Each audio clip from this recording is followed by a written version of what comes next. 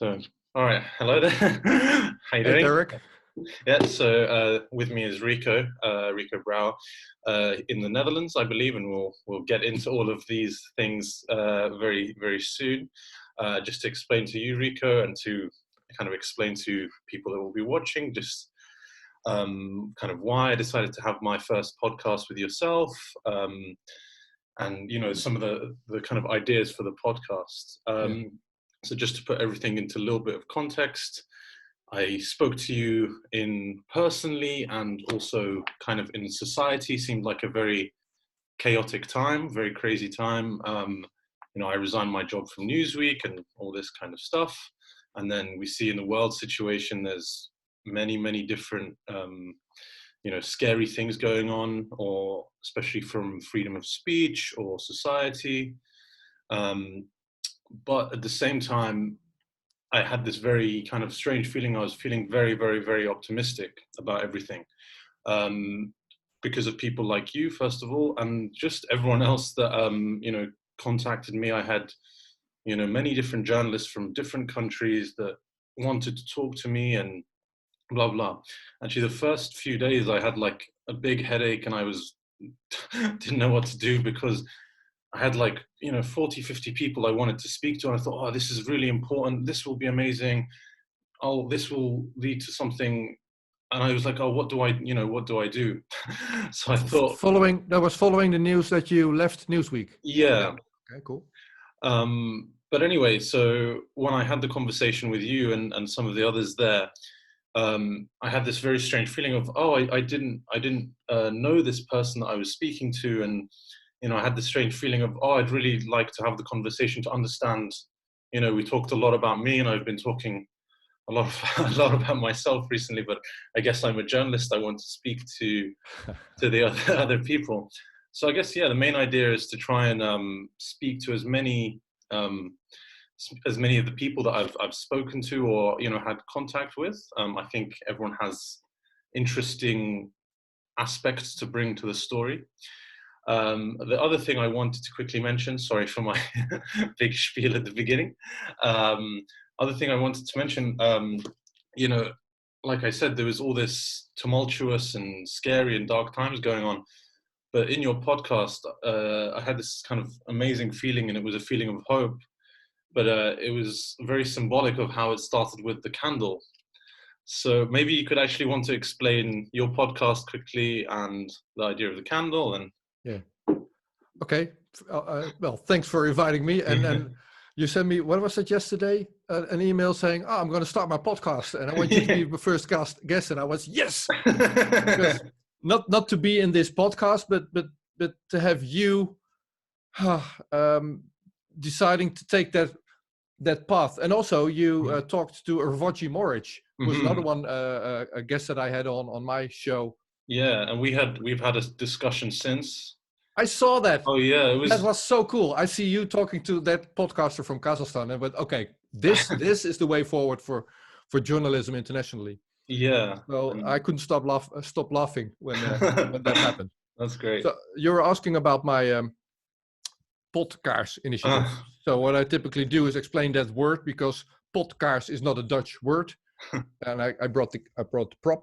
So pot would be a pot, right? This is a pot, and kaars is candle. So Potkaars is pot with candle. Great. And I would light one at the start of a show, and somebody actually printed a 3D thingy for me because this is my logo. It's a mic with a little flame, and it's supposed to symbolize hope. Now, why did I do that? I started making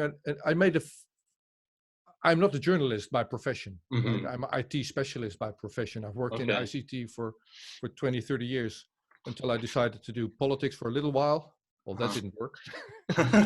And then, but I saw it up close, and I thought, well, maybe it's not through politics that we can improve things as society, but that fourth power, the fourth estate, like journalism, and that can be us as well. As just civilians. You don't have to be trained as a journalist. So I decided, let's give it a go. I'm a journalist. And I started making, it's not a protected profession, right? Just have at it. And somebody asked me to interview him for a channel called Café Weltschmerz. And there's plenty of interviews online that you can find with me there. And it's got a black backdrop.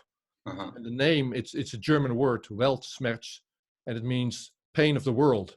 But that's not why I'm doing this. I don't want to talk about what's wrong. Everything's wrong. Everything's falling apart. Ever since 2008, I've been reading and everything, watching podcasts, making myself depressed, getting all that knowledge. I'm not here to amplify the pain of the world. I want to amplify a message of hope. So how do we get out of this? So as a reaction maybe to Weltschmerz formula, I thought, well, let's make happy podcasts then. Messages of hope, talk to people who actually do something, get out of the couch and be more, in a positive way. So you leaving Newsweek after you did your research, after you did your journalistic task and you came up with a good story and said, well, this is what went on in Duma, Syria. This is what Bellingcat's actually been doing. And I want to report on that because that is the news. And you're not getting that published. And then deciding, well, I'm going to choose my journalistic profession over the job at Newsweek. That is so cool. So that made me reach out to you and go, oh, here's a guy making a little flame for himself. Let's talk to him. Yeah. So that's my rationale behind this podcast. Oh, that's great. Well, I mean, I couldn't have imagined a more perfect way to, because like you said, that whole experience was very kind of moving for me. And I did feel a sense of exactly kind of what you described, of that feeling of hope in this, very, very dark time. And then it was also, more interesting for me as well, also because what was interesting about the podcast is that it was released on New Year's Eve. Yeah. And so for me, before I was doing journalism, and I had 2 years where I was writing a book about radicalization between left and right, because I was feeling that there was a big problem. But I wanted to write a fiction novel. I didn't want to write, this is my philosophy, you should believe what I think. I wanted to do kind of more like Dostoevsky type of thing, where you write a story, you can read the story and just enjoy, or if you want to go and understand the philosophy, you can understand the philosophy this way. But anyway, in this process, I started to learn a lot about symbolism and imagery, and when I did the podcast with you, it was the symbolism of the podcast was like so true on many different levels. It was like for me, it was at New Year's Eve is like the darkest point of the year, and it's like physically, like winter is cold, it's the day is the shortest. Yeah. And it's the exact same message of many religions of it's like the star on the Christmas tree, or like the lighting of the candle in the Jewish tradition, or something like Well, I may be going over the top a little bit, but let me get into that a little further then. Sure. Because don't get me wrong, I'm very angry about everything that you see happening around you. And when I see Mike Pence tweeting today even about United States killing Soleimani, the Iranian general, and pretty much everything going to crap in the Middle East now very fast. And he's even referring to 911. So we're back to that, right? Yeah. And that's where all the most of the crap that we're in today started. The reason that I came up with this idea mid-December, so let's invite a lot of people in here and have a cozy, friendly couch conversation in my home. And it resonated. So I'm very happy to hear you say it resonates. I'm very proud of that. And a lot of people accepted. And but the reason that I did it is also to make a statement to national television in the Netherlands, where there's all these kind of fuzzy, feel-good stuff without any content, or without explaining the real news. So what I wanted to do is get people like you on this proverbial couch in my house and talk about the real stuff that's going on, and still smiling, still laughing, have a little candle burning. It should be on national television. It should be on national television in UK, where you are, in the Netherlands, where I am, and it isn't anywhere. And the only place where we can get our news is on internet. Well, let's use that then. Exactly. I think it is dark, but I know there's people. So this is where I'm going over the top, but bear with me for a while. I know there's people that are alone on New Year's Eve. Uh-huh. There's people alone with Christmas. What are they going to do? Sit behind the computer and feeling all depressed? So they could also tune into the Dutch television and say, well, that's not helping. Maybe this is helping. And if I do this, maybe it motivates people to get out of their own proverbial couch and do stuff. So you going, you've inspired me. That's very cool, because you're a hero for what you did with Newsweek. You're a genuine, experienced reporter, journalist. I'm not, but you take your motivation from my little candle. Mission accomplished. So yeah. Well, I mean, so I guess I'll cut straight to the point. But one of the things you inspired me to do is actually, funnily enough, I bought a candle. Just this morning, I ran to the shop. And so my idea is that I very like the idea of, to start the podcast, you have the candle burning. It's very similar to the idea of, sitting around a fire, something like that. But just the idea is, when you light the candle, you speak to the person as honestly as you can, and you just treat them like a human being. Because one thing I've noticed about the radicalization is that, we've lost this ability to speak to someone that's opposing viewpoints or whatever. And I'm not original in saying this. Many people have started to point out this issue, that, left and right can't talk to each other and that kind of thing. So that's the basic idea, is just, I'm not stealing your tradition. I want to continue your tradition. And hopefully many other people will kind of decide to say, we're going to start a podcast. We'll light a candle, and we're going to speak truthfully to each other, and as human beings, which I think is missing.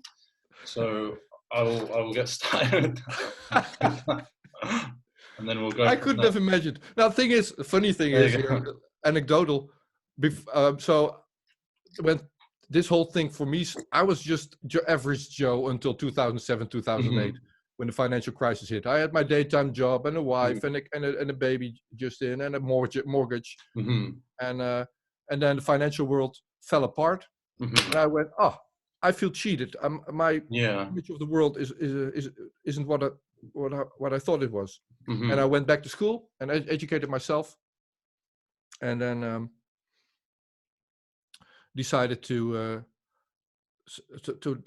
not want to sit idly by and watch it going to crap even further. So let's try fix it. And if the power is with government, the ultimate power is with your elected representatives, well, let's give it a go then. So I became politically active, and the party that I found is what's closest to my heart, is what Rick Valkvinger started in 2006, which is Pirate Party.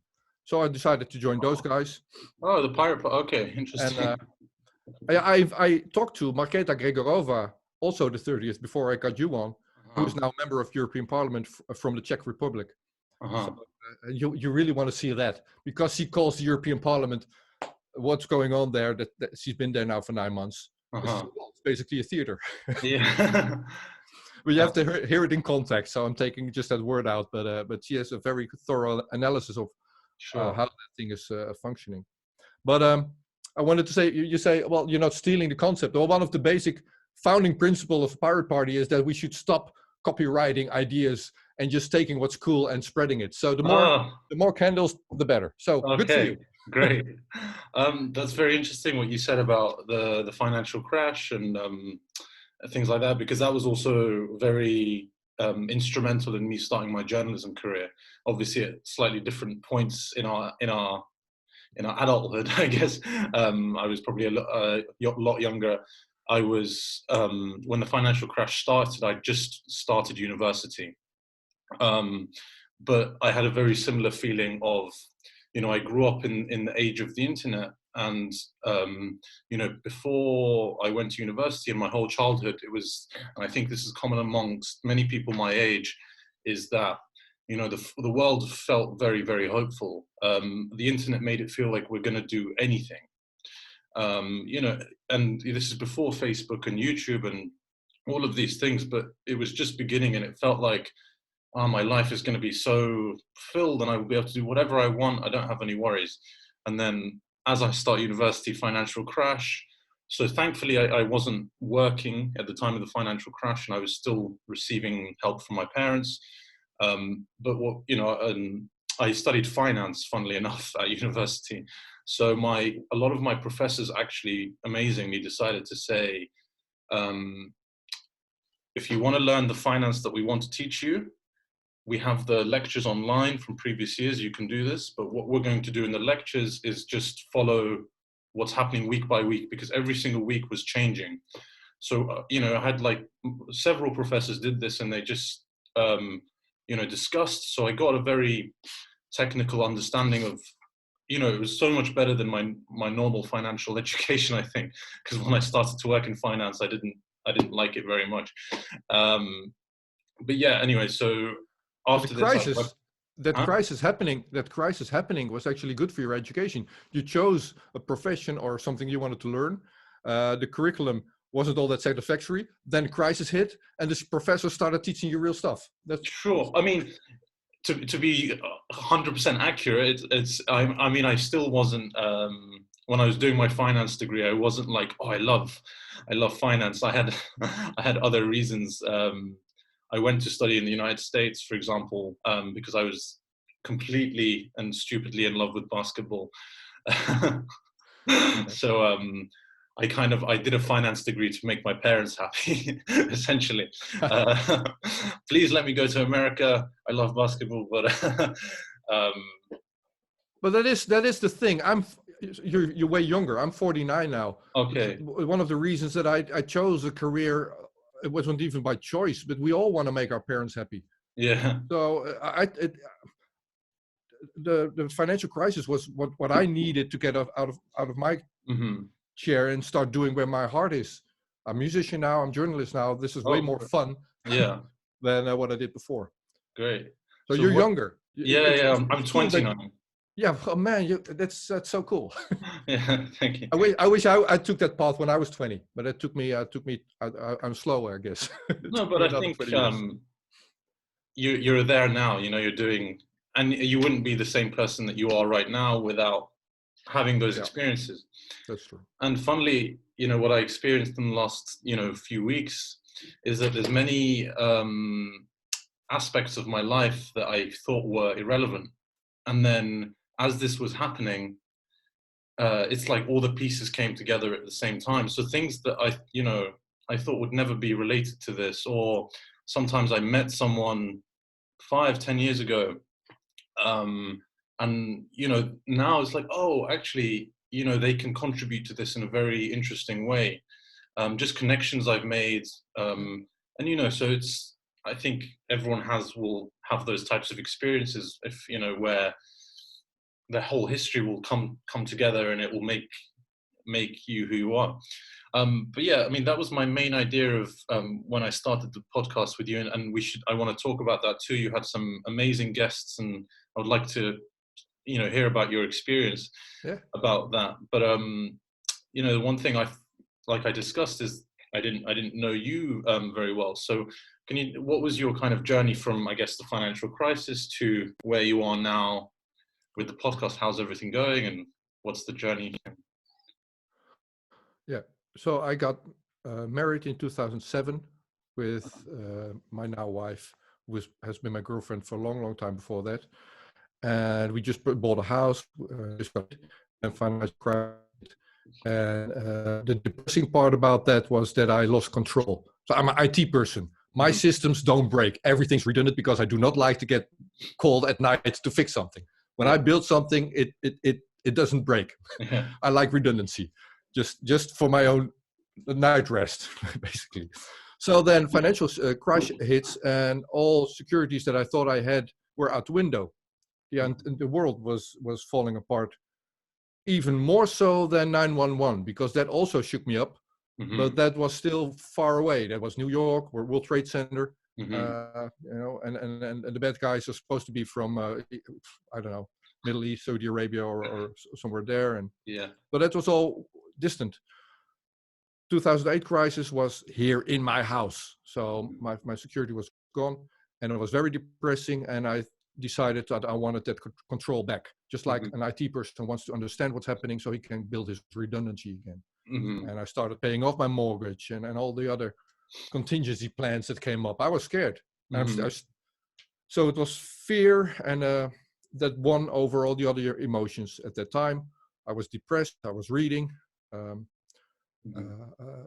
the guy at night trying to make sense of the world and listening to podcasts when I'm driving to work. I was a teacher then, so I had many hours in the car listening to MP3s of people that were ahead of me, listening to these kinds of shows. And I did that for a couple of years.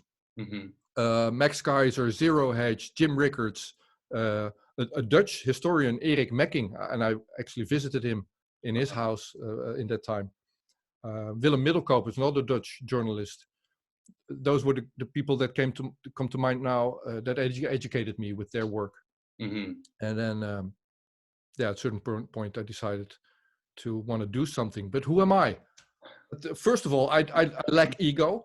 So I'm just the IT person sitting behind a computer. I don't do cameras. So if the power is with politics, I'm going to do politics, but not myself. So who's a cool politician then? And I decided to support Pirate Party, support their front runner. And then by doing that, and I ended up organizing the election campaign. Yeah, we lost, so I wasn't very good apparently. But I was also number 3 on that list, on the electoral list. And by force, not by ambition, I learned, I can actually do this. So I was on stage and I had cameras pointed on me. And that's where I discovered that I can actually do that. So, okay, if that's a skill that I have, I didn't know I had it. Well, let's put it to use then. So, and I met a musician, Harry Loco, who was also my guest, but we talk Dutch, so you can't understand that when you see that on the New Year's Eve podcast. But Harry Loco, he's the one remaining hippie. So he does his guitar songs from the Netherlands, and he's been to Woodstock 50th anniversary. I think I saw a picture on the social media. Was that him? Was he wearing like a tie-dye shirt? Yeah. I think I'll listen to the music. I was at this political debate thing, and I was the politician wearing my suit, and he was happily playing his guitar music, and he was making more of an impression than I was. Oh fuck! So I ever since 2008, I started studying. I decided to go politics, but I was all wrong. I should have just bought a guitar. But I actually did that after losing the elections. I started to play the guitar, started to learn how to sing, and I decided I wanted to be a musician. Oh, amazing. The thing is, I cannot make that product. I cannot market it, and that is an ego thing. I don't know how to sell it. I don't know how to make it big. I can write songs and I can play them, but that's something I lack. But I can do it as a journalist. Yeah. So that's when I decided to. Well, the reason I started this podcast thing is what's happening in Spain, or what was happening in Spain in 2008. So the Catalans had their referendum, and I really like self-determination. And if you have your vote, be it Brexit or be it in Catalonia, wanted to have more independence from Spain, if the people decide to self-determine a course, you must follow it, regardless of the consequences. And you need to do it the way Canada did it with Quebec. Take it seriously.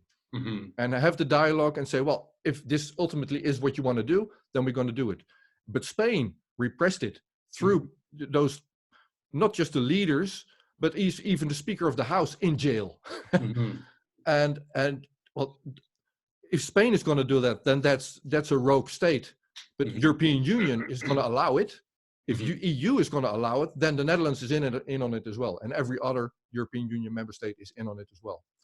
So for me, what's happening in Catalonia is pivotal to the decline of European Union. European Union is falling apart in Spain if they don't fix that properly. So I decided to go there to Barcelona, to their Diada on September 11, 2008, and create a podcast out of that one. So that made me decide, let's do some investigative stuff and talk about it. Great. So you're in London. I haven't decided yet, but there's a hearing end February. Yeah. For Julian Assange. where Julian Assange might be on European soil for the last time until he's locked away forever, until he dies in the United States. That is of the same magnitude as or even bigger as what's happening in Spain. So I might look you up late February. Please, I will be happy to. If you come, I'll be happy to meet you. And these things, if we don't fix them now, yes. Oh man, democracy and free press is falling apart now as we speak. But at the same time, you talked about internet having promise. Well, here we are talking. Yeah, right? It's a Saturday morning. Two journalists happily chatting about that and finding hope in it as well. Yeah, not all is lost. We just need to go to Catalonia and need to go to Belmarsh prison to support Assange. Yeah, absolutely. And yeah, and some of the people I'd like to have conversations with in the future will be people related to Assange. I've spoken to some of his lawyers in the past. Actually, like 2 weeks before I resigned from Newsweek, I was already talking to his lawyers about doing a story, and I had some certain ideas.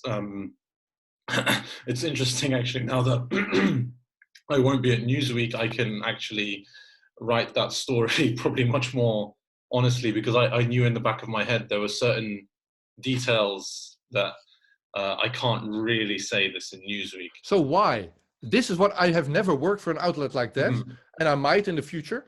But why would you self-censor, and what makes you not write certain words because you know that they're not going to be in print? So who's limiting you there? Sure. I mean, you have to think it's so obviously the words that you write on a page will go to someone to read, and that can be an editor, or that even with a friend, it's the same idea, and they will perceive it in a certain way, or they will have their opinion about it, whatever. And I think what happens is that there's certain ideas that slowly just, you can't discuss them more and more. And I think it just comes from a simple thing of, well, I'm not entirely sure why it happens, but essentially you get certain topics where, and I guess it's very related to the idea of conspiracy theory. And there's people that have talked about this and studied this a lot in terms of, conspiracy theory was a made up word to discredit people that try to give something different to the official story. And it was used to undermine people.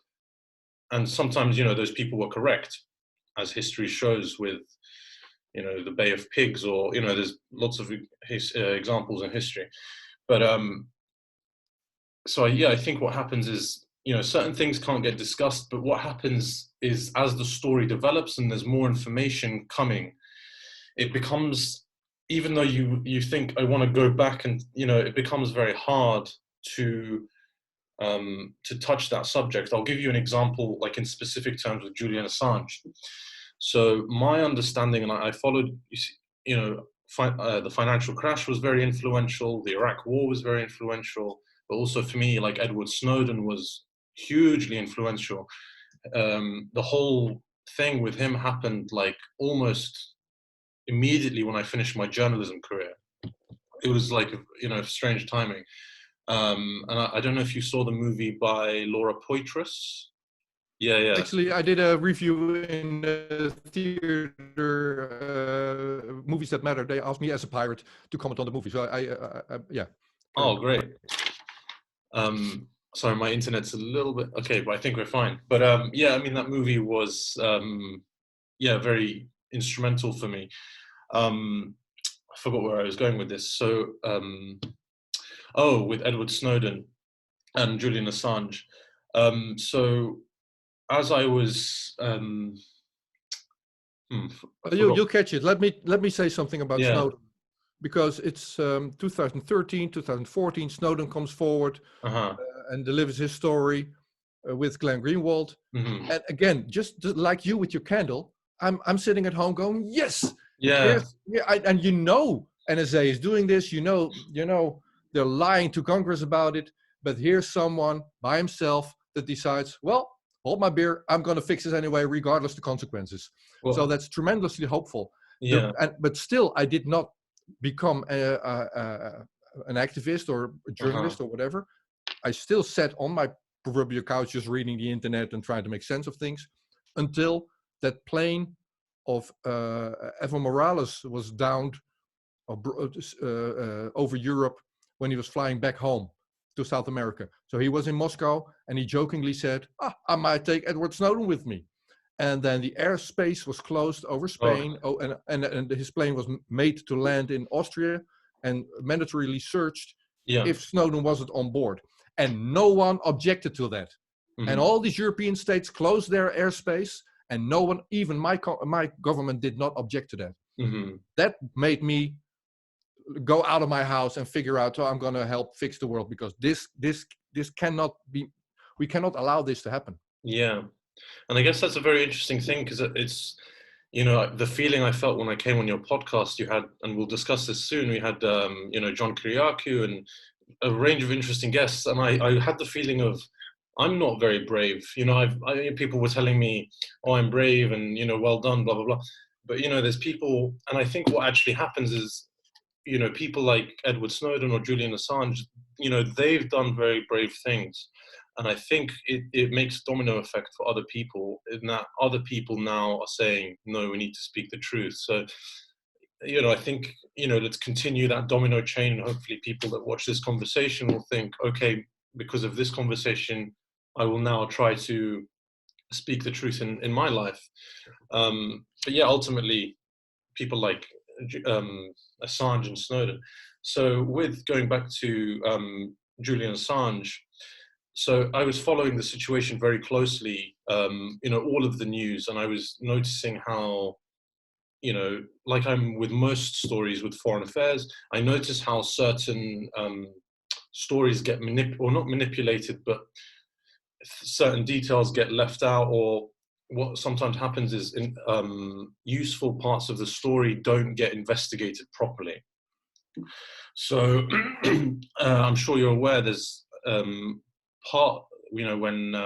the emails in 2016, the DNC with Hillary Clinton were released.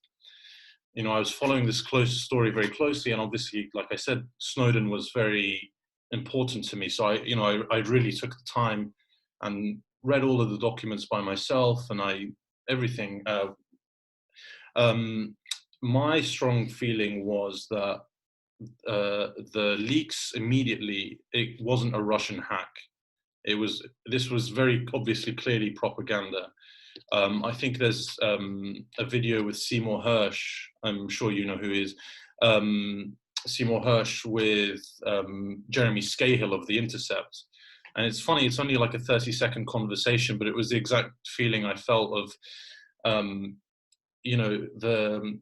there was a press statement that 19 intelligence agencies of the United States said that this hack came from Russia.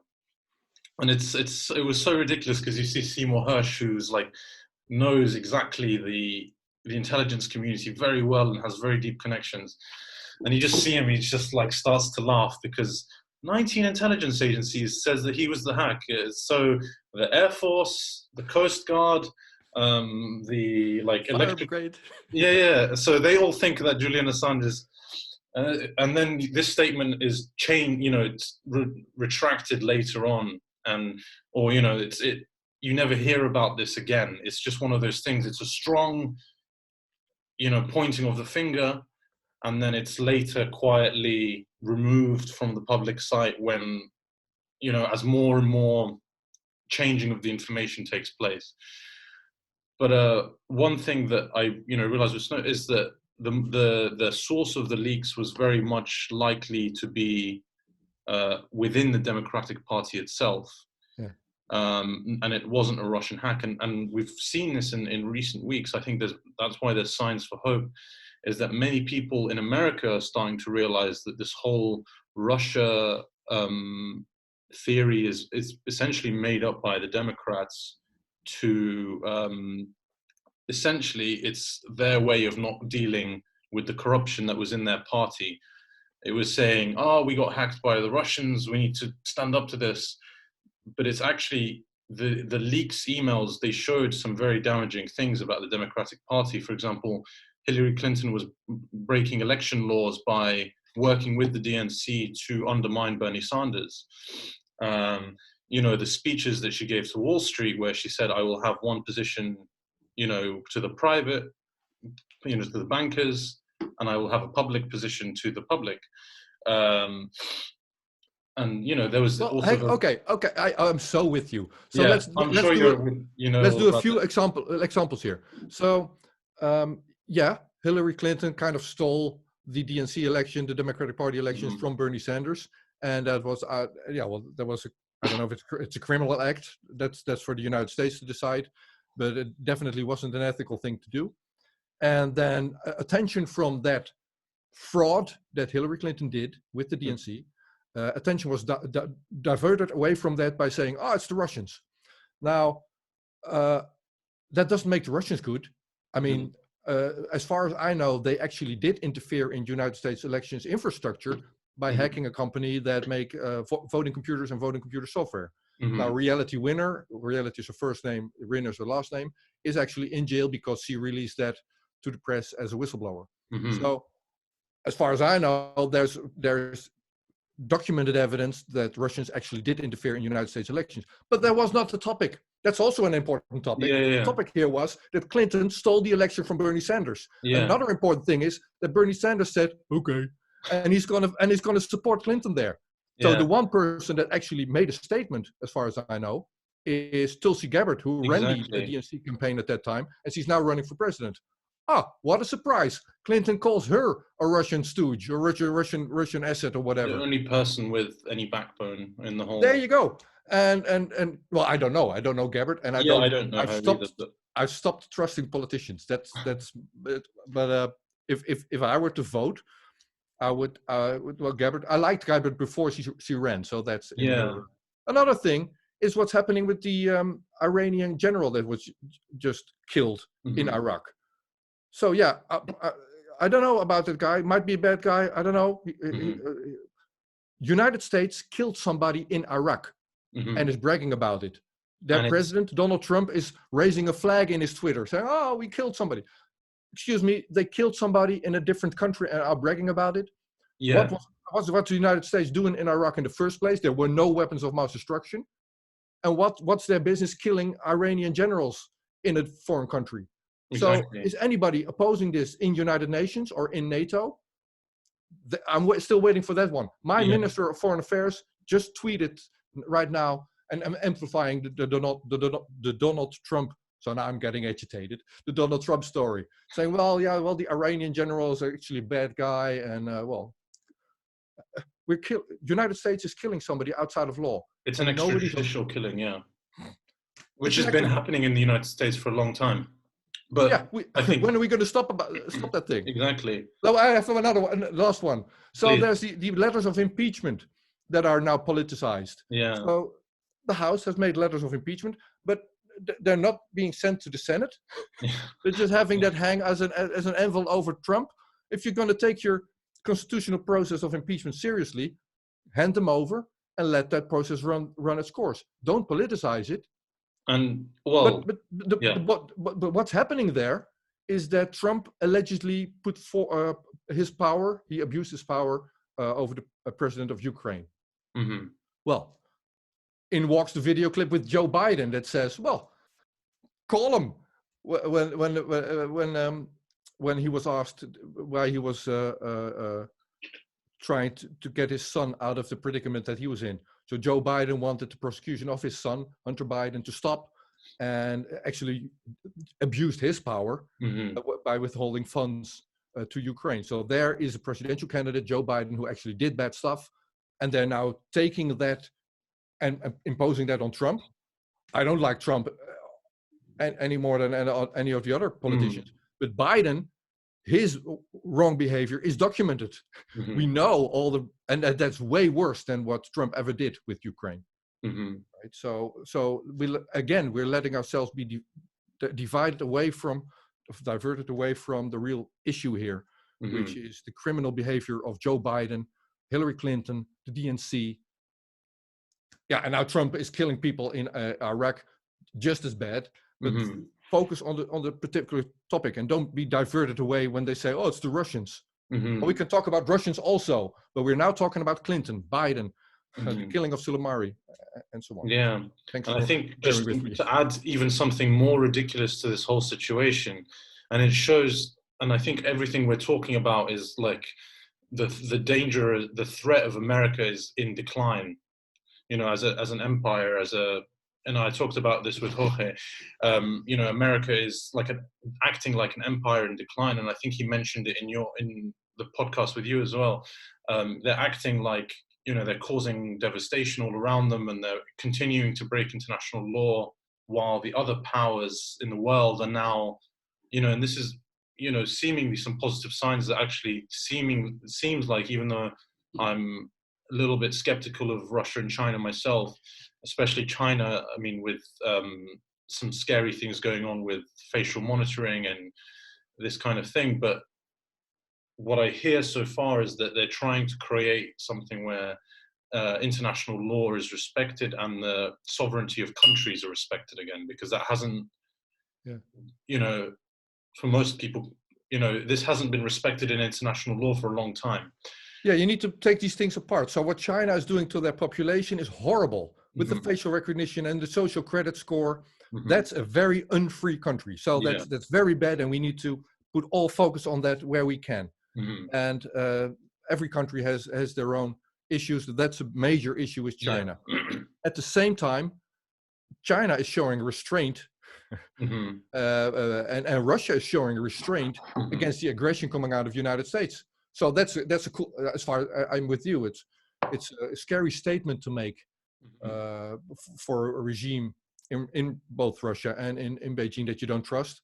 But so far as what I can see is the United States is the aggressor. I mean, they're killing people right now. So that does not make China good. I mean, I hate the way they're dealing with their people, and also I have no idea what's happening in Hong Kong. But I do not like what China.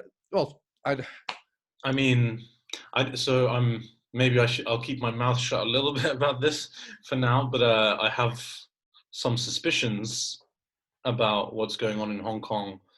That's why I also didn't want to go further into that. We don't know the details there. Yeah, but I think maybe it would be interesting for both of us to maybe discuss, you know, find someone that has.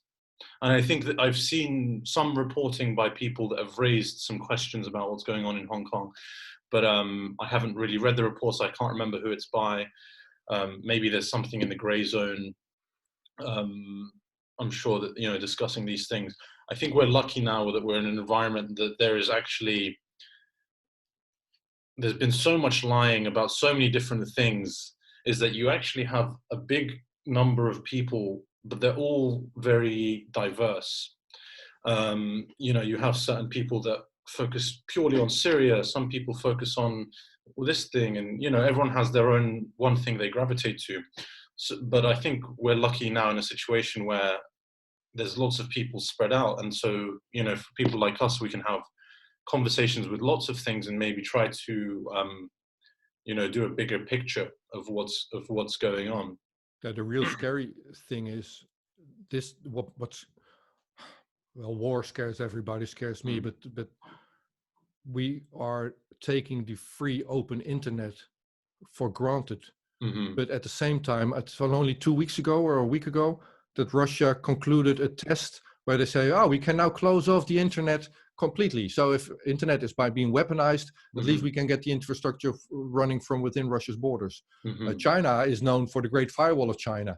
I'm pretty sure they can run the internet as a Chinese entity without being connected to even top level DNS domains, which is a bit technical. So if the powers that be decide that their management of information is failing, I wouldn't hold it against them to roll back parts of the free internet that we take for granted now.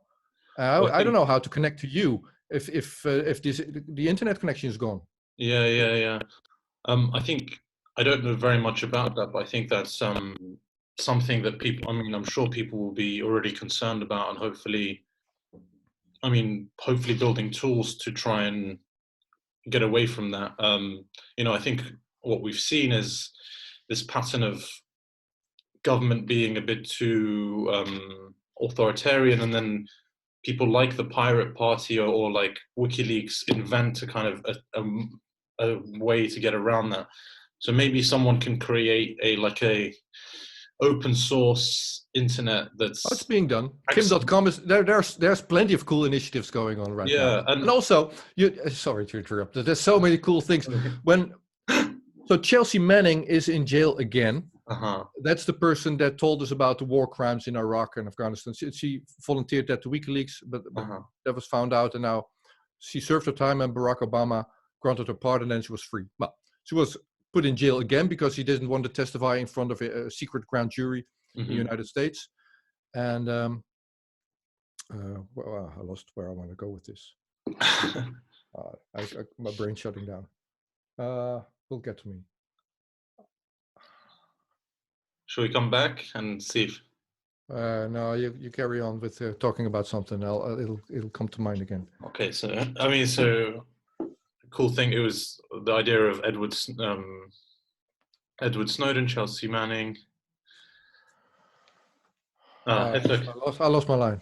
It's okay. It happened. Sorry about that. No. So I guess maybe we can go into. Oh, actually, one thing I was going to mention quickly of how ridiculous everything was getting was we had also 2 weeks ago with the impeachment of Nancy Pelosi saying she wasn't going to. She knew that Bush lied about weapons of mass destruction and then didn't impeach or decided not to, go push with the impeachment. And now she's criticizing Donald Trump for not going to Congress before Iran. And it's the timing of that is very funny. So it's just another one of those, flips of. Well, what we still don't know. So I'm disappointed in my own government. Well, that's my own chauvinistic or nationalistic. I feel I'm a Dutch guy. I'm from the Netherlands. So if the Netherlands screws up, that hurts me more than when Boris Johnson screws up or something happens in the United States. But so this happens in the Netherlands as well. But in United States, I talked to John Kiriakou. John Kiriakou is the guy who told us that there was torturing taking place in Guantanamo Bay, the waterboarding. He is a CIA. He's the guy that told us about those wrongdoings by CIA. And John Kiriakou, also in the same podcast you were in, told me again that the reason that nobody said anything back then about the weapons of mass destruction hoax was that all of Congress was in on it. They all knew. So if they were going to make a point about that, they were going to be blaming themselves. So all of Congress knew that there were no weapons of mass destruction. But regardless, they went to war. That's the reason there was no impeachment started at that time. Where here, we have a nice, clean thingy against Trump, who apparently everybody, at least in the Democratic Party, hates. So, well, let's try impeach him on those grounds. You know? And I don't know where that's going to go. I think impeachment process is politicized, and it's only going to make the divide in United States society bigger. So your book, what you started on, that describes the divide, that's going to be, oh man, there might even be civil war. Well, actually, maybe this is an interesting thing to discuss quickly. I've had this conversation with many of my friends, but I'll share it with you, and hopefully other people listening will understand it. And some of it can be, I guess, controversial. I mean, I sometimes get a bit skeptical to say his name in public, because I know even just saying his name can sometimes have a reaction where it can be polarizing. This is how, and I guess this is part of the society that we've come now, is that, you can't say certain things without automatically just one name, just someone's name can, separate the whole society. But while I was studying this and I was reading philosophy, I got into someone called Jordan Peterson a lot. And it was kind of, I don't know if you're aware of his story or his background or. Yeah, well, somewhat. Somewhat, yeah. Carry on. But anyway, so I became familiar with him maybe about a year or a year and a half before he was even famous. But I started to follow his work. But he wrote this scientific paper about the Big Five personality theory. in the 1980s, and now this paper is now the model of understanding personality in science. And I think he's one of the most brilliant academics alive at the moment. There's several others, but and so this is not his only idea, but one of his founding ideas is this idea of 5 personality traits. And so as you understand those big 5 personality traits, you realize that left and right politically, it's not something that you decide personally. It's based on your biological personality traits. And we can discuss those more in detail. But depending on where you are, high or low, it will affect how you view the world. So me and you, if we're different in one of the personality traits, we can see one piece of news and our bodies or mentally will react to it extremely differently. And what's interesting to understand is that the left and right, it's like they've almost been from an evolutionary biology perspective. It's like they've been created to have like a counterbalance of each other. And so the personality traits that make you more likely to be left-wing get balanced, and so they have. This is so complicated, but it's hard to retell what somebody else has researched, right? But no, I understand it very well, but there's so many little details to it. But anyway, so what happens is that the traits that make someone left-wing, they have advantages and they have disadvantages. And the traits that make someone right-wing, they have advantages and disadvantages.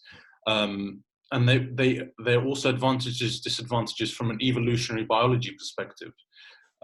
Maybe it would make some sense for you to understand. I'll say the 5 quickly. So there's openness, and for example, left-wing people tend to be more higher in openness. That's why artists, musicians, and these things tend to be left-wing. Like I remember the Obama election, you had all these musicians on stage and they were saying, look at us, we're so amazing, we have all these musicians. But actually it's because naturally people that are artists, musicians will be left-wing anyway. Conservative people. Anyway, so there's openness, conscientiousness. So conscientiousness is something that's more associated with right-wing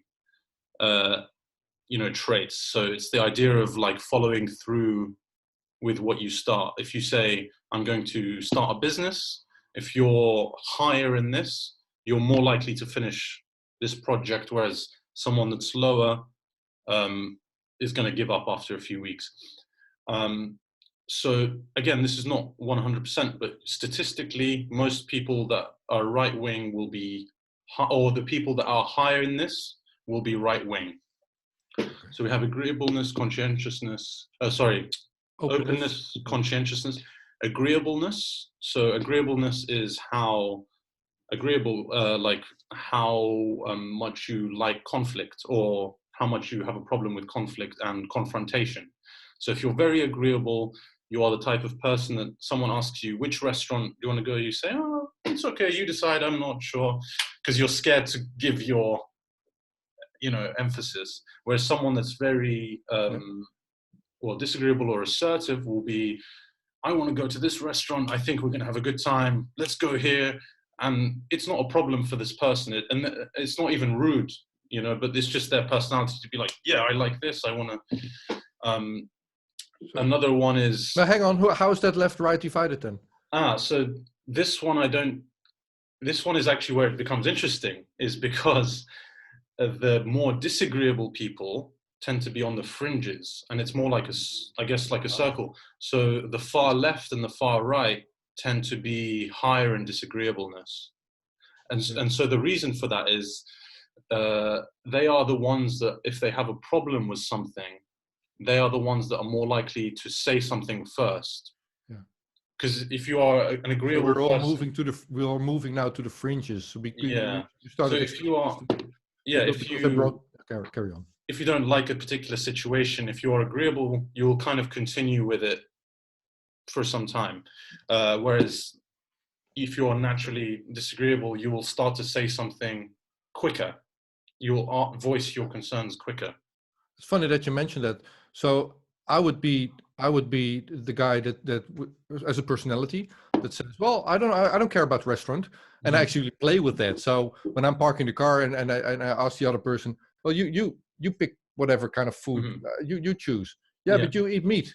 No, I don't care. If you don't, you choose. Yeah. And then the person actually ended up ordering fish for me. So that's so whereas I don't care what you order for me, but it's your choice. So if I were a vegetarian and somebody said that to me, I wouldn't order meat or fish. I'd just order the vegetarian dish.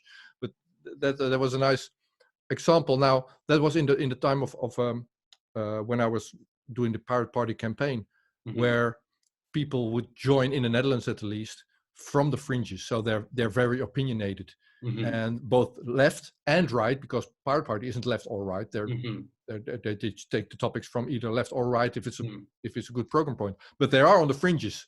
So if you're running as a front runner for a party like that, you pick a fight with everyone, because you're never doing it right. You got the fringes on the left and the fringes on the right, and they're both complaining that you're doing a wrong job. So you can never win a fight with if that's your if that's the group you're running for. So that's the reason why we didn't win in the Netherlands, and Holland is still doing that. Now, I'll let you. The other point. So there was this right-wing event in the Netherlands, I don't know, 2 years ago or a year ago, whatever. And I was worried about that fringe thing and left opposing right and picking a fight. So I thought, well, I consider myself left. So I sit in this leftist bubble. Let's try to see what's going on there. I'll try to be speaker there at that event. And I even went as a guitarist. So I was the Woody Guthrie, Bob Dylan kind of a guy, like I'm playing my leftish songs on that right-wing event. And I actually managed to do that. So I was on stage. And Jordan Peterson was one of the speakers there. Oh, okay. And he's a hero to these rightish people. Yeah. So I saw that up close also, and I met Peterson there, and somebody introduced me to his work, because I don't know, I'm not too much. I'm just an IT person at that time, right? That's where I come from. So I started reading up on Peterson, and I figured, well, he says a lot of interesting stuff, and the way you're explaining me now about openness, being artists, well, that's me. Yeah, you know. But that's why you're having these conversations too. That's and I'm pretty, and I do have a little ego. I'm pretty good at it as well. So you can only do that if you're in sitting in the middle and accepting talks with everybody, including the fringes. But ever since I was at that event, all these leftish people on the fringe are calling me extreme right, because for even talking there or playing my left guitar songs there. And this is part of the problem I noticed, is actually part of the reason that the right becomes further right, and this is, I think, been shown, is that the left tells them that if you disagree with my point of view, you're a fascist, you're a bigot.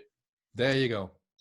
And so this is, because I didn't talk about this too much so far, but I was extreme left myself. I became, when I was younger, I was overthrow capitalism and, Antifa and no fascists, and I was going to marches and rallies and all these things, and I became, probably the type of person that Jordan Peterson hates now, or discusses very strongly now.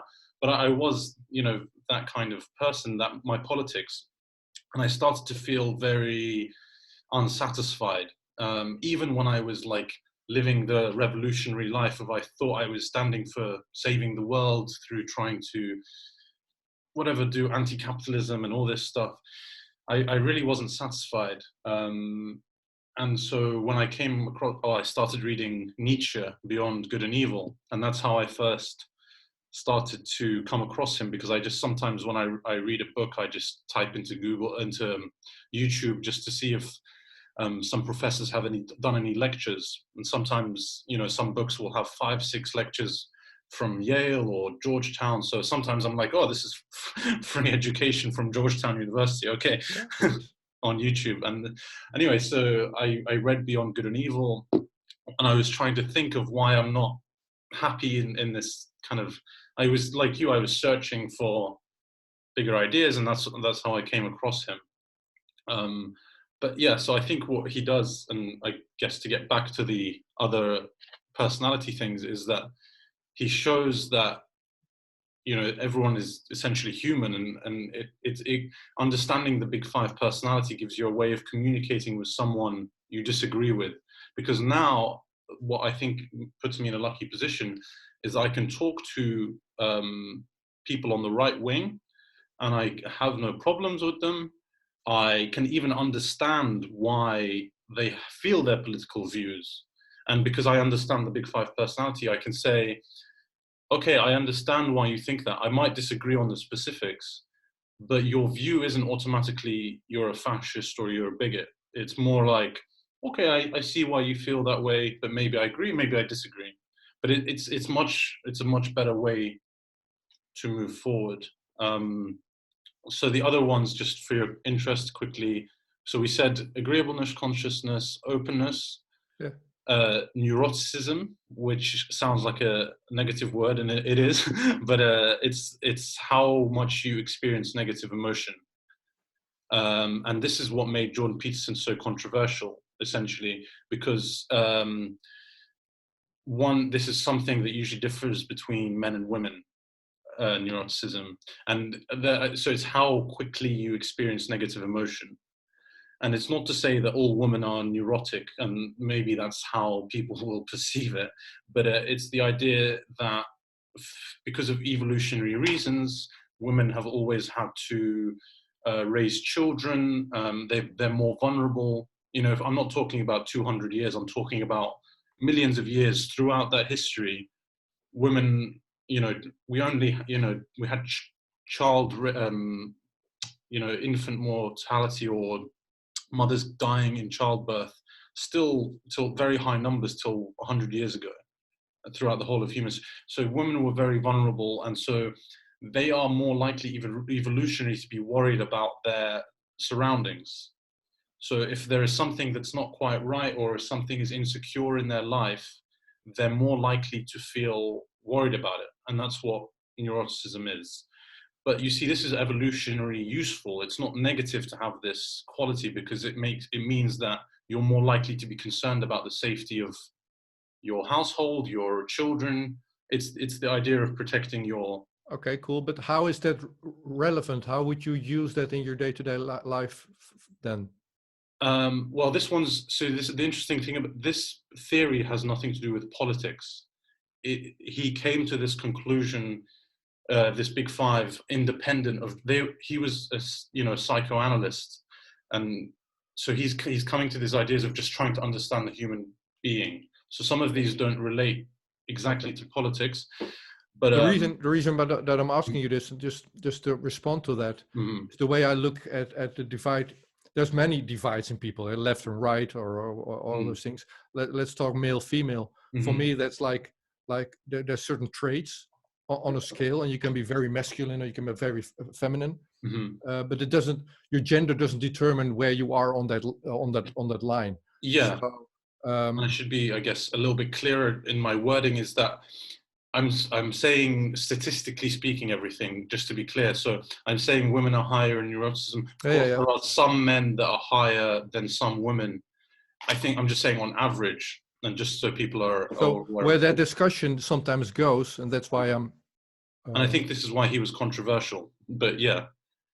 Well, yeah, what you end up with, if you're not thinking this thing through, is that you would judge men or women differently, because you feel, oh, you're female, so this would be your trait. No, that's not how that works. No, exactly. You have to understand that every person can be anywhere on these scales.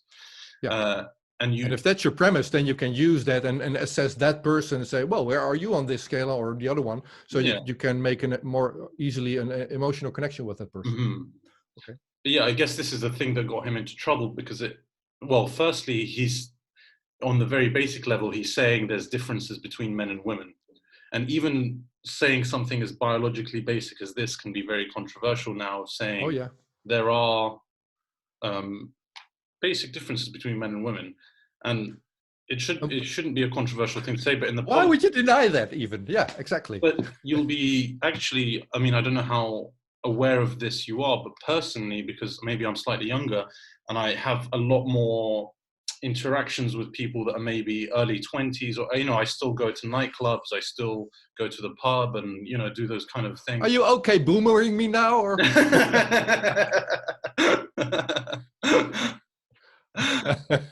You know, but that's true. Carry on.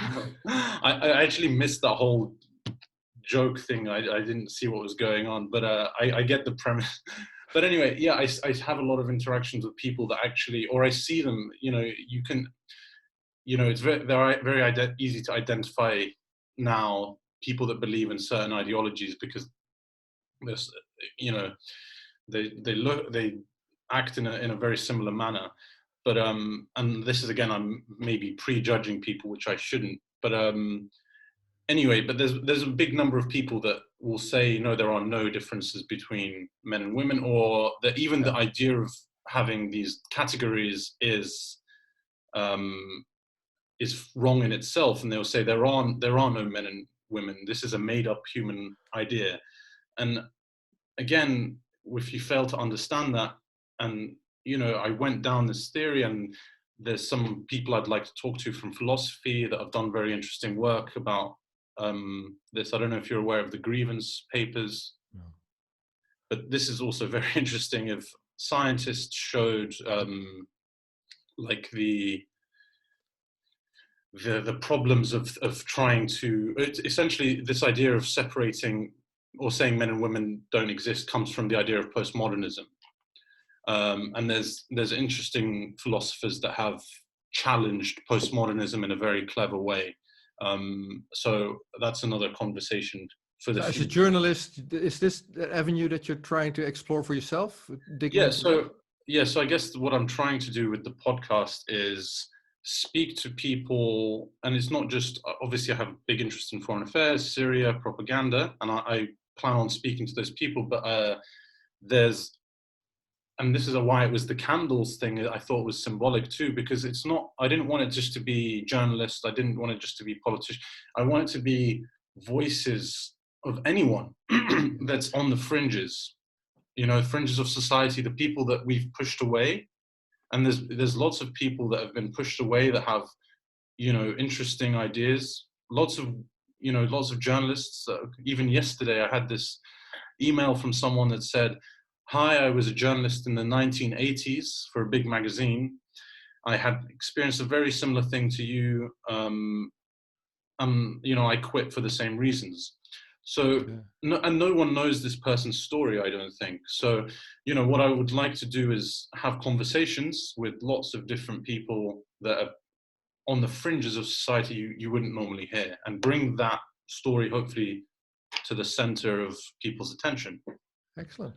So have you come up with a name already, or not? Yeah, well, I guess it's the first one. So I will, conversations, just very simple. And again, I don't want it to be political. I don't want it to be controversial. It's just conversations. It's going to be two people sitting down, talking human to human level. Yeah, but so you're not seeking politics, or you're not seeking controversy, whereas some people might. But you, at the same time, you're not afraid of it. So if what today is just common conversation might be a controversial topic. Exactly. In a couple of years from now. Yeah, and I want to have conversations with friends. Focus on the conversation. Yeah. Okay. Brilliant. Sounds like a plan. That's the whole idea, and just have and I have business ideas, and I guess maybe I'll discuss this with you now, and it's going to be relevant. I also have. So what I would like to do is set this up as a social enterprise business. So instead of it's like being a business in my name, it will be a business with a charter of how it still aims to make a profit, but it's like its founding principle is to contribute to like society in a positive way. And so it will have a registered like set of like things that the organization will do. And so there's things that I plan on doing around that in terms of, just being transparent about all the different details. And I'm sure I'll go into detail with that more. So I want to have this as the conversations thing. I also want to set up a kind of a media specific company. And so I think conversations will sit under that as like the podcasts. But I want to essentially collaborate with as many different people as I can. And so I'd like to do like a news site, but it's also has to be, I'm going to be very clear about the editorial policies. And I want very strong editorial policies. Obviously, I've discussed this a lot. I'm very aware of journalism ethics and some of the propaganda problems of journalism. So I'm going to, there's other documents that are available. Maybe they need changing, but making like strong guidelines. Here in the UK, we have the Editor's Code of Conduct, which actually some places don't use. It's like an option because there's always been a problem of regulating the press. But so we have this organization in the UK called IPSO, the Independent Press Standards Organization or something like that. But it's something that newspapers voluntarily decide to adopt because it's to get away from the problem. It's not the government saying you have to follow this rule because of freedom of speech issues, but it's saying we as a group collectively say we're going to follow these rules. So, I'd like to follow those rules specifically and maybe other things to make sure the organization is stronger. And then, things to do about freedom of speech issues and have many, many big plans. But I'd like to get back to you. So maybe let's discuss the actual New Year's Eve podcast itself. So who are some of the people that you had, even though we've discussed a few? Yeah. No, well, I started making these podcasts after the Yada, that event on September 11, 2018 in Catalonia in Spain. But I really started this podcast as a separate entity December 20th, 2018. Mm-hmm. So one of the first guests that I had on, I didn't even have the light and didn't have the new camera, was Thomas Drake, the original NSA whistleblower. Mm-hmm. So he was very cool, and I think that interview still only has like 100 or 200 views. Really? Yeah. I'll watch it and share. And yeah, so that's the tedious bit of this.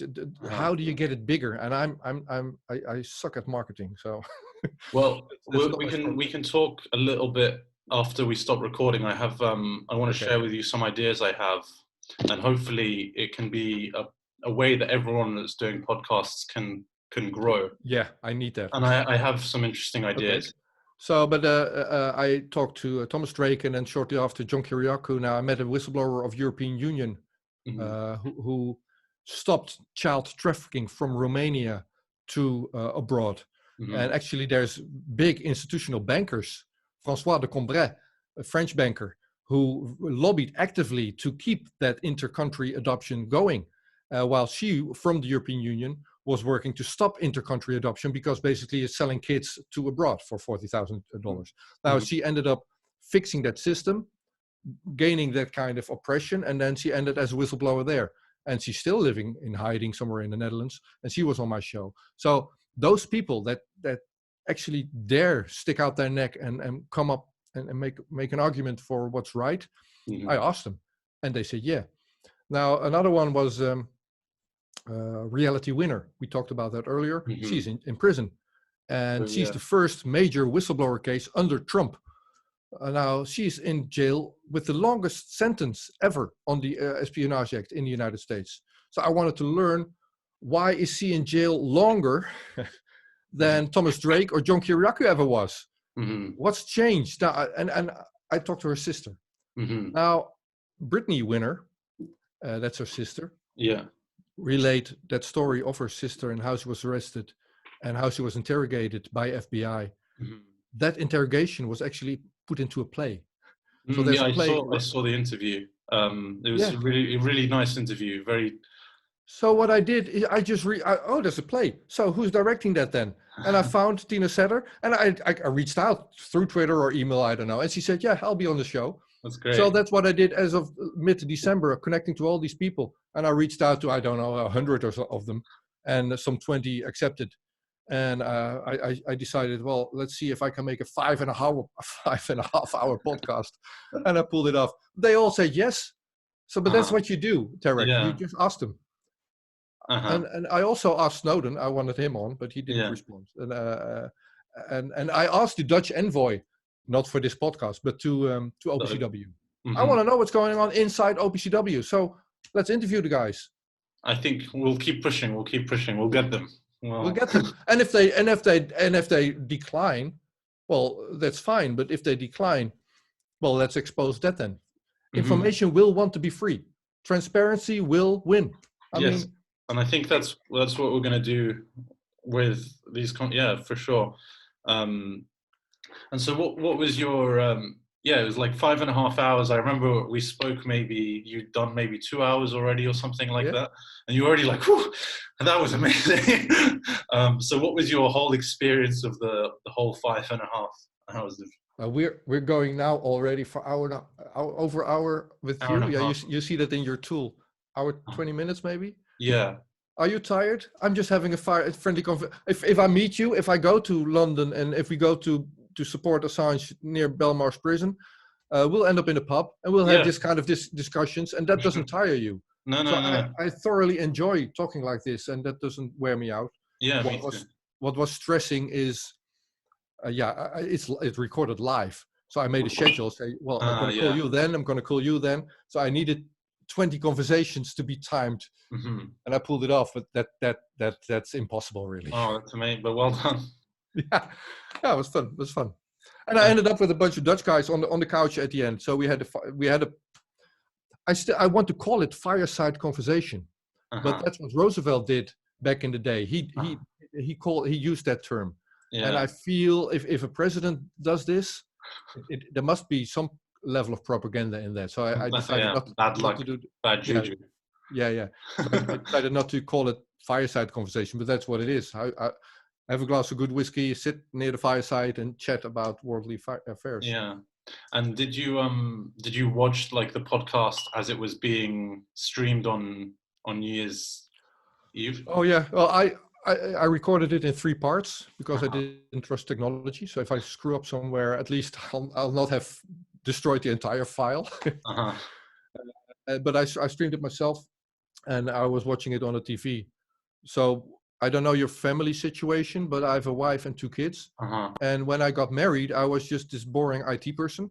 Now I'm probably still boring, but I have a totally new line of work. And they didn't, at least the kids went, oh, what are we going to do on TV? and I also made them not use YouTube for that night because I needed bandwidth. So it does put a little load on the family. But what I did on New Year's Eve was just stream it and watch it there. And that's the first time I saw it. And I listened to it again, walking the dog yesterday and day before. And it's actually pretty good. Most of it is pretty good. I'm very proud of the outcome. So let me tell you a little bit about my experience of watching it. So we filmed on the 30th. Yeah. I had some time on the 31st. I was going to see some friends in the evening. I decided to watch as much of it as I could. Selfishly, I watched the bit with myself, of course, but I also watched the parts with John Kiriakou, which again were amazing to me. Even just hearing him say the words of, I'm a whistleblower and I have to always keep speaking about this. The conversation that he had with his wife. I was, that touched, a part of me saying, I have to keep speaking about this all the time and get other people to keep speaking as well. The conversation with Brittany Winner, I should say, also fascinating. And I was also one of those people that didn't know as much as I should about this, but it's difficult with so much. It's not in the news. So I would bitch to guys like you also. Why wasn't it in Newsweek more then? But it is suppressed. That's what they say, that you're opposed in the court of public opinion. That's what all these whistleblowers say. That's why I talked to Bailey Lemon also, activist from Canada, actually chair to the Pirate Party International currently. And we're writing a book together. We call it the Book of Courage, and it's going to contain chapters of these guys. The chapter of Thomas Drake, chapter of John Kiriakou, chapter of Willy Post, chapter about Reality Winner, chapter on journalism, chapter on responsible disclosure. I remember where my brain was shutting down earlier, and I talked about Chelsea Manning. What I wanted to say is, when Chelsea Manning volunteered that information to WikiLeaks, that made some people at different places in the world decide to come up with proper software. Yes. So we have Global Leaks, and we have the other one that's popular in the United States. I don't know it by heart. But Global Leaks as a software tool is now turned into Publix, which started from the Netherlands by Teun Gauthier. I'm going to talk to the director of Publix shortly. I'm going to interview him. So that's the cool stuff that came out of Chelsea Manning and Julian Assange disclosing the war crimes of the United States in Iraq. So now we have an infrastructure through which you can, on a safe way, disclose information. And also in the Netherlands, we have the House of Whistleblowers. Well, that's organized by our government, and members of the Secret Service in the Netherlands are actually in that thing. So nobody trusts it, but it is portrayed as a state-sponsored way to volunteer your whistleblowing. So I'm going to do a debate about that with Café Weltsmets. Café Weltsmets is the other one I do interviews for. And in the new year, they're going to do interviews with an audience in The Hague, overlooking our parliament. And we're going to dissect that House of Whistleblowers thing that failed. We're going to talk about the other initiatives that are crowdsourced, like Publix, that are actually working. How cool is that? Yeah, that's great. And thank you for making me remember where I left off halfway this talk. No, that fits in perfectly because, I think the whole idea is that this has a domino effect of people will continue to speak the truth. And so I watched the podcast on New Year's Eve, after I watched it, I was feeling very, very, very positive. And I was, went to meet my friends, and it was so strange because my plans changed and things got changed last minute. The next thing I know, I end up at an old friend's house that I've known for about 15 years or something, and he was Dutch. And I was like, oh, what a coincidence. I just, was watching this. I was like, oh, this is too good to be true. And, we had this, I remember while I was watching the podcast, this is the feeling that I had. I was on Twitter and I was looking at the trends on the side. I've got a picture of New Year's Eve, but you see, it was like George Orwell in my mind exactly. The trending was Happy New Year, Death to America, at the same time. And it was like this, yay, and like really negative image at the same time. And this was like the feeling of New Year for me, of like, there is, the Happy New Year is always like this spark of optimism in a dark time. And, just like the candle experience of like, okay, we're going to start speaking the truth. It was so maybe if we go to an end of this conversation, let me do an anecdote about when I started to politics. We had elected our front runner at the time, and Ancilla van der Leest became our front runner. And one of the first conversations I had with her, I asked, okay, so what? And I decided to make a song about that. So I was a musician at the time, so I thought, well, if I'm going to do politics, I'm going to write a song. So I needed inspiration, and I asked her, why do you do this? Why do you do this? For her, bottom line was, well, it's end of the day, it's an easy choice. It's either love or fear. We did some philosophy earlier in this conversation, and you mentioned Peterson. Everybody's doing philosophy now. So it's an easy choice. Are we going to do Happy New Year? Are we going to do Death to America? Are we going to do the candle part? Or are we going to do the gun part? Let's choose love over fear and see where we end up. And we are all afraid, and people are shooting, and people are screaming at each other. Well, I'm with her. I'm with the candle approach. Yeah. Let's choose love. See what happens. Absolutely. Well, that's a great way to end it there. And hopefully more people will decide to take the same the same approach, and hopefully I'll give some more information about how what I'm, this conversations thing that I'm doing. It's like I said, it's not going to be something about me. It's what I'm hoping is to build a platform for many people to use through podcasts. So, I'm volunteering something to you now. So, I'm annoyed like you are. I mean, you were annoyed with Newsweek. That's why you left. I don't think it's a rage quit, but you quit and you were angry. I'm angry at mainstream media. That's why I'm doing the podcast. I mean, if what I'm doing here was on TV, I probably wouldn't be doing it. So mainstream media is giving me an itch on an uncomfortable place. So I thought MSM, mainstream media, that's not functioning. Let's change that abbreviation then. Let's change it from mainstream media to many-stream media. And I registered that thing. So if you want to use many-stream media, I'm still looking for a purpose to that. Okay. Cool. That's what it is. Yep. Sure. Okay. Well, the idea that I had as well for the podcast is, so I, under this label of conversations, I would have a channel that would release this, but also what I would want to do is that, so I will have my own channel and I will release under my name this podcast.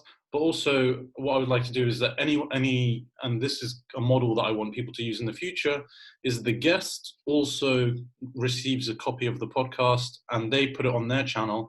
And it's like everyone can benefit. So there's 3 separate, because I don't want all the conversations to be had with me. I want to be doing many things. I want to be writing. I want to be doing things. So what people can do is they can have their own YouTube channel and they will say, okay, I'm having a conversation with somebody, and they will both profit essentially from having that conversation. And they, so they can host it with me on our channel if they want. If they want to just do it by themselves, they can do it by themselves. But that's the model, is 3 different people will have copies of it. At the moment, 2 of those people are me because I'm Conversations and Tareq. But so I guess in the beginning, while I'm building, I'm receiving 2 of the thirds of the the benefits of it. But in the future, I will maybe receive a third. If the interviewer receives a third, and the guest will receive a third. Sounds like a plan. Yeah, and we put it out there, and it also gets around the problem of some censorship issues. It's on 3 different platforms. If you follow, and it's a way of, if you follow one person, you can be direct to interesting ideas from another person, and hopefully it's like a connected web of ideas will start to build through this. So that's the plan. Big ambitions, but I already have things in the motion to achieve that. Last example then. So, conversations of truth. So, were you drunk at the time when you came up with this, or? No, I was. Other substances? No, this was just a sober thought. Sober, yeah. I mean, okay, hang on. So, I don't know if Rick Falkfinger was under the influence of whatever it was, but he came up with Pirate Party on January 1st. So I don't know what he was doing on a December 31st night when he came up with it. Totally annoyed by the copyright industry, and he said, "Well, if I'm a pirate, I'm going to start Pirate Party." So maybe the good ideas actually start right around New Year's Eve. Hopefully, and this is actually the funny thing is it's very strange. I had a very strange, like almost a religious experience around like the New Year's Eve. When I went to my friends, we started listening to music, eating, and blah blah. And like when it was the countdown, it was like, I really like, it felt like a community spirit of like, oh, we had this, because we started completely accidentally. We started like singing together, and like it felt like we were a group of people that. And there was like, I spoke to different friends. I had like musicians there and people that are interested in different arts. And, they all had their own like spark of something that they were positive about for the future. And then we came together and we had this like really nice communal experience. And so that's why it was so positive. And then we had the countdown 10-9. And it was just like when we all hugged everyone, everyone, it felt like exchange of emotions with everyone that I was like, this is like very, very strong. And because just to put this in perspective, the last 10 New Year's I've had, I haven't really been with friends, or I've been working, or I traveled away with family or something. I never actually haven't had a New Year's Eve for a very long time with people. So it was like my first time. I mean, you know, in this whole crisis of what's going on, and having that experience, and it was like, so the whole symbolism of everything and the connections of everything seemed very, very fitting to do it around this theme of the candle, you know, the single light in the darkness around New Year's, and hopefully the candles will spread. Oh yeah, well, it's stronger than the bullets flying currently in Iraq. So Yeah. cool, excellent. Thank you, thank you Thank for you so having. much. And if you come to London, I'll be more than happy to hang Maybe we out, should and do we'll that. go to a pub. Thank you, Tareq. Okay, cool. I'll stop.